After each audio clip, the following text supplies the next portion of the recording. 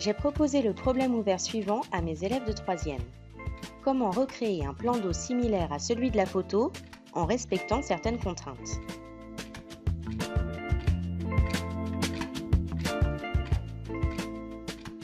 La première phase de modélisation n'implique pas le numérique.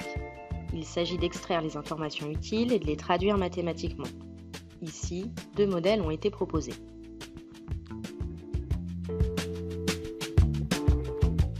Dans le cadre de la résolution de problèmes, on veut amener l'élève à intégrer l'outil numérique à sa pratique en fonction de ses besoins, c'est-à-dire à l'utiliser en complément de sa démarche initiale et non pas à la place.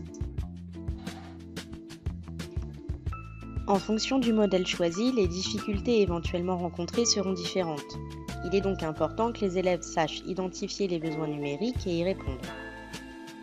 Par exemple, utiliser le calcul littéral et obtenir une équation du second degré que l'on ne sait pas encore résoudre au collège.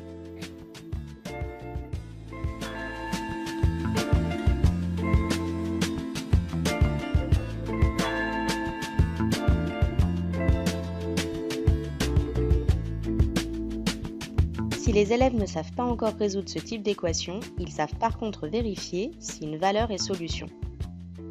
Avec Scratch, ils ont créé un algorithme qui teste toutes les largeurs, centimètre par centimètre, à la recherche de solutions. Ils ont réécrit leur équation en utilisant les opérateurs et une variable qu'ils ont appelée L pour représenter la largeur. En lançant leur algorithme, ils peuvent voir les différentes valeurs de L testées et plus particulièrement celles qui sont solutions de l'équation.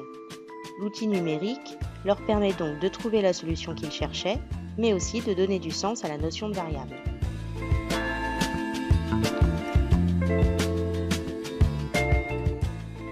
Certains élèves appréhendent le problème avec une vision géométrique et cherchent à voir le moment où l'îlot occupe la moitié de la surface totale.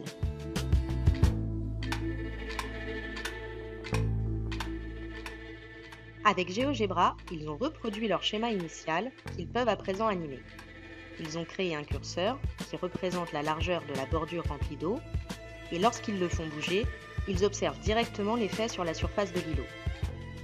Quand l'air affiché est la moitié de 75 m², le curseur indique une largeur d'1,25 m.